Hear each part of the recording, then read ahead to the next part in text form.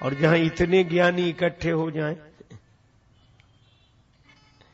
तो इंद्र तो स्वर्ग के राजा हैं, भोग के वातावरण, भोगियों को हैरानी होती ज्ञानियों से है। सोच विवश सुरराज, क्योंकि ममता रथ सन ज्ञान कहानी। ये ज्ञानवान वैराग्यवान तपस्वी सब संत इकट्ठे हो गए। इंद्र भी चिंता में, लेकिन धन्य है विदेहराज। विदेहराज ने जैसे ही कामदगिरी का दर्शन किया चित्रकूट में आकर, तो करी प्रणाम रथ त्यागे हो तवहीं। रथ का त्याग कर दिया जनक जी ने कि इस भूमि में रथ पर बैठकर गए, जिस भूमि में राम चले हैं, निरावरण चले हैं, रथ छोड़कर चले। परस्पर मिलन हुआ, यथा स्थान ठहरा दिया गया सबको। अब एक दृश्य देखें, अद्भुत दृश्य है। खबर आई माता कौशल्या के पास कि माता सुनैना दर्शन के लिए आना चाहती, उचित अवसर हो सो बता दे। कौशल्या जी ने कहा कि यह तो हमारा सौभाग्य, अवकाश ही है।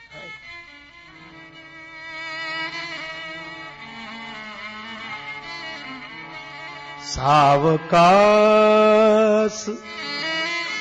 सुनी सब सिए सासु, आयो जनक राज रनिवास। सुनैना जी आई और कौशल्या जी को प्रणाम किया। तुलसीदास जी का संबोधन देखो, किसने प्रणाम किया? जनक प्रिया गही पाए पुनीता,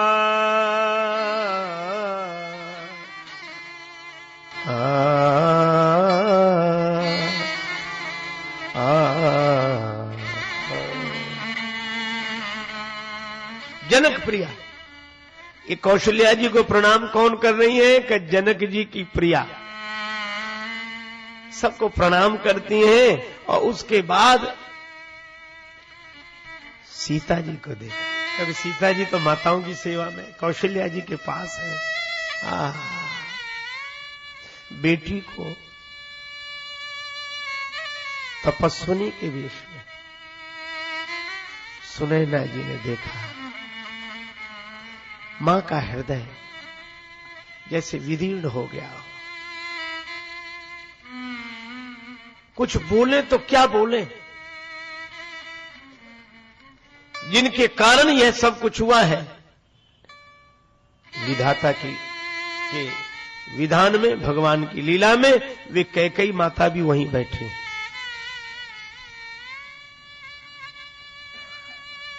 लेकिन रहा भी नहीं जा रहा, और कहा भी कैसे जाए। देखो, व्यथा व्यक्त भी हो जाए और दूसरा व्यथित भी ना हो, कैसी अद्भुत प्रस्तुति है। सीयमा तू कह,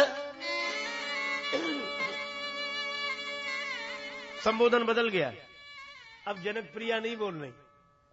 सीयमा तू कह विधि बुद्धि बाकी,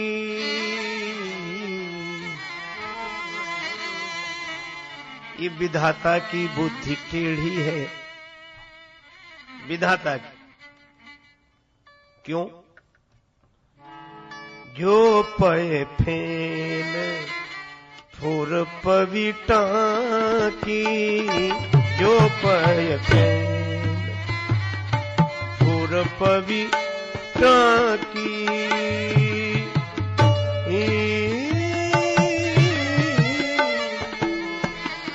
जो पए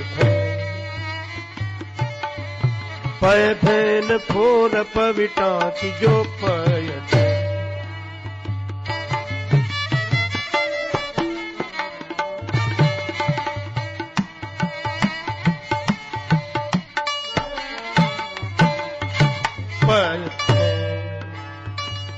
जो पय फैन जो पय फैन जो पय फैन।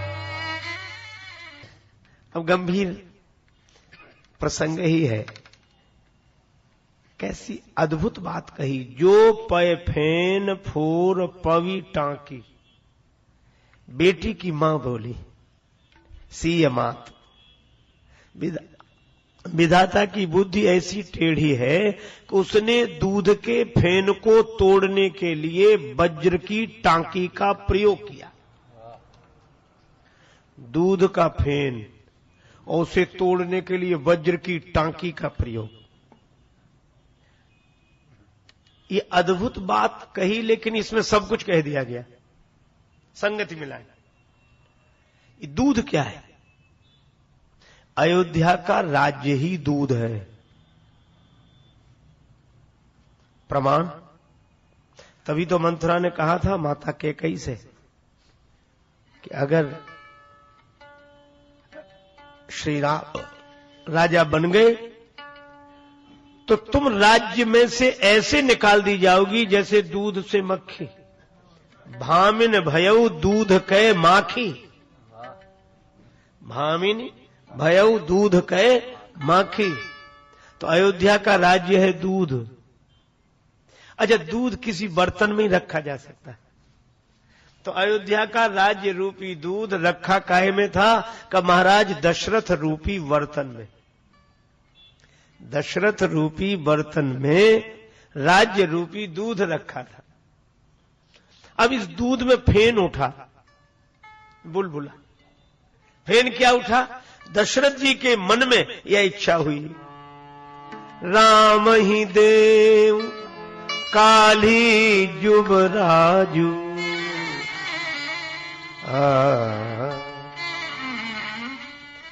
राम जी को कल युवराज पद पर बिठाऊं। ये दशरथ रूपी बर्तन में रखे हुए राज्य रूपी दूध में उफान आया, फेन उठा।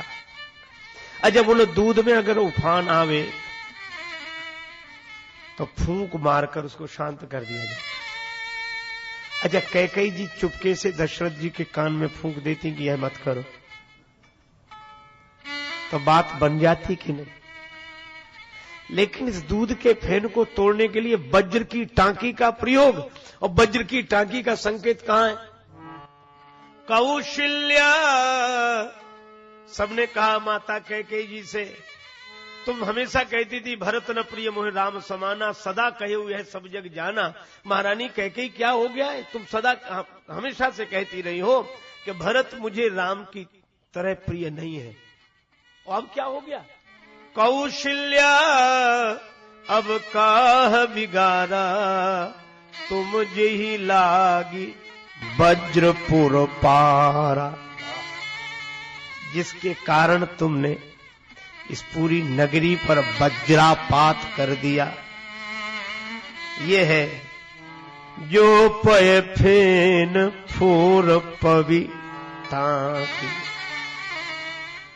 वचन वज्र का प्रयोग किया। अच्छा, दूध के फेन को तोड़ने के लिए कोई वज्र का प्रयोग करे तो फेन तो टूटेगा, बर्तन बचेगा।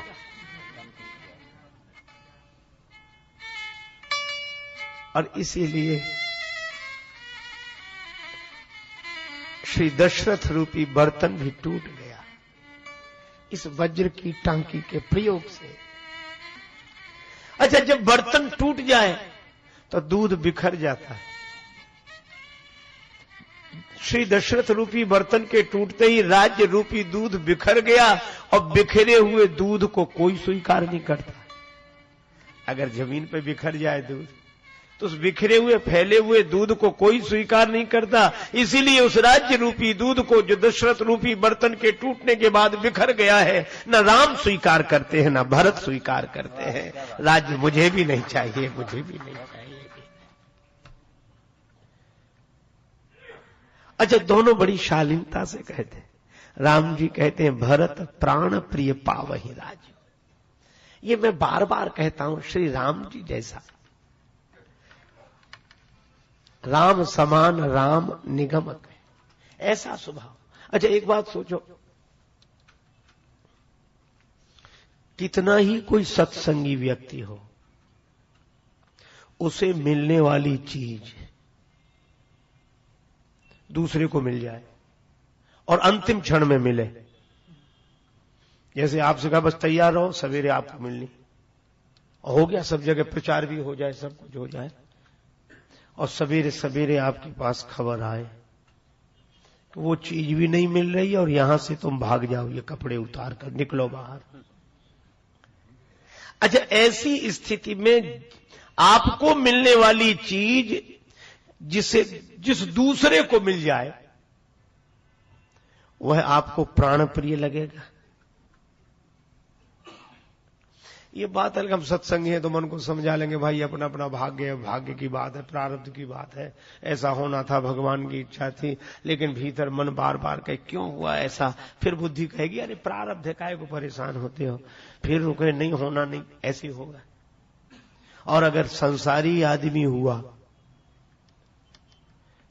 तो निश्चित समझो कि अपनी चीज जिसके पास चली गई और अंतिम क्षण में गई और हमको कहीं का नहीं छोड़ा, ऐसे गई, तो जिसको मिली है वह प्राण प्रिय तो क्या प्रिय ही नहीं हो सकता।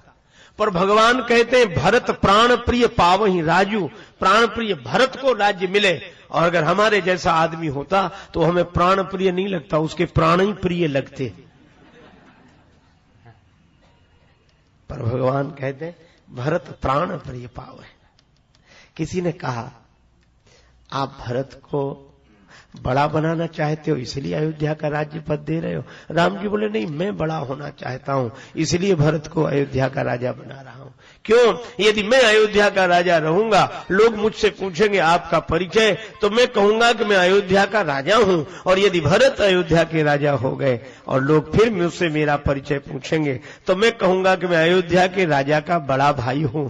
तो अयोध्या का राजा होना बड़ा है कि अयोध्या के राजा का बड़ा भाई होना बड़ा है। इसलिए मैं चाहता हूं भरत प्राण प्रिय पावहि राजो।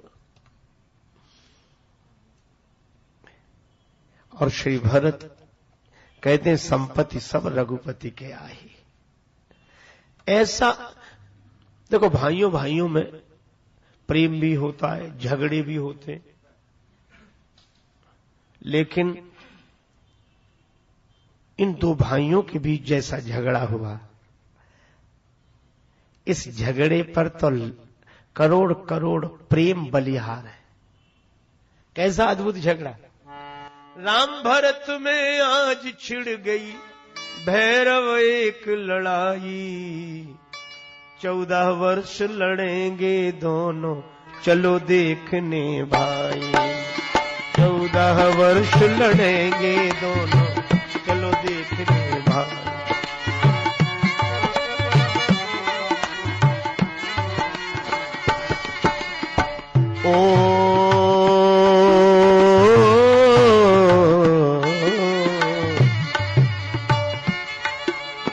एक और श्री राम और एक भरतशील व्रतधारी, अवध राज्य को गेंद बना दोनों ने ठोकर मारी, अवध राज्य को गेंद बना दोनों ने ठोकर मारी।